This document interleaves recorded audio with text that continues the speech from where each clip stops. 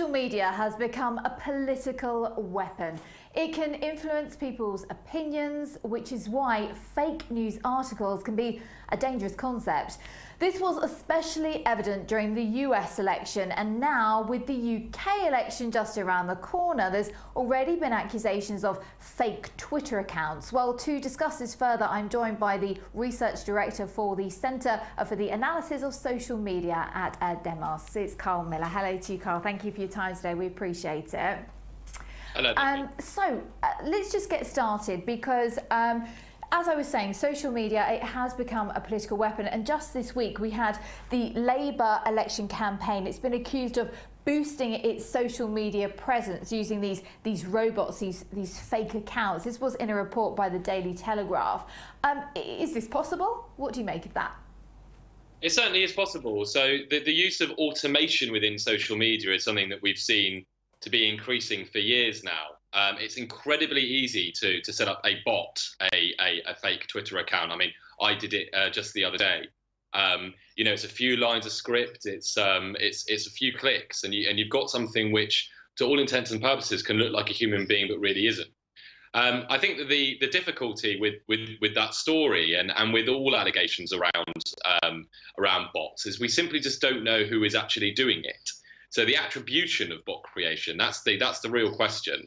It might be Labour that's making bots. I suspect probably not from the main campaign itself, but it might be completely other actors entirely to them too. So we've seen bots washing around increasingly in digital politics now, but exactly who is doing it and why, those are two mysteries. Okay. Well, as far as Twitter presence is concerned, at the moment, Labour has 40% of tweets related to their campaign. Conservatives have 26%. This is according to the Oxford Internet Institute.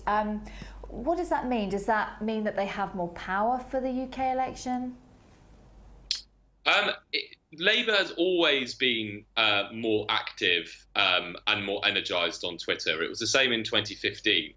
Their campaign strategy has always been the party of the volunteer, the kind of party of mass mobilisation, and they've transferred that from all the millions of people volunteering on the streets into the digital world as well. So it's no surprise to see Labour Labour more active.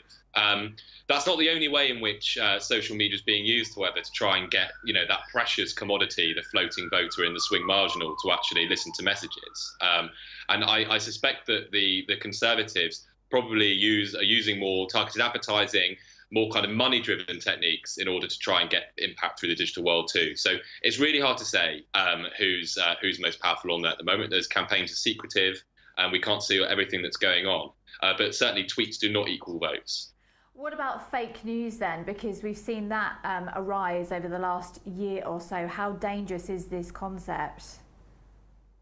Fake news is certainly poisoning the public debate. And again, a lot like bots, it's something which we're having to deal with as a kind of a danger which has kind of increased as we increasingly transfer our political debate into digital areas. But to be honest with you, I mean, and we've been analysing this at Demos now for several weeks. We're not seeing the same extent of fake news, as in like obviously falsifiable, complete nonsense, as we saw in the US election.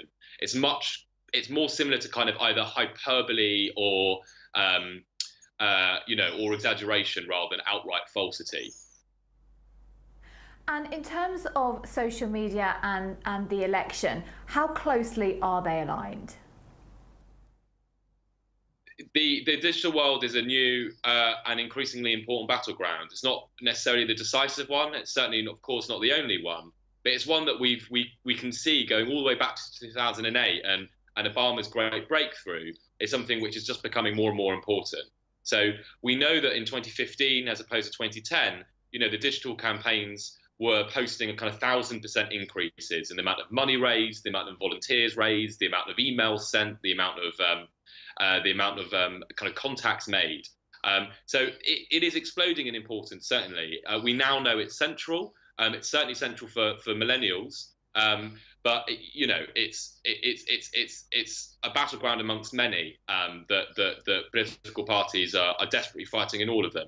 Air, sea, land, and now digital in order to try and get their message out there. A battleground. So now it seems like our fingers are our weapons. That's Cole Miller. Thank you very much indeed, talking to us today about social media and its impact on the UK election campaigns.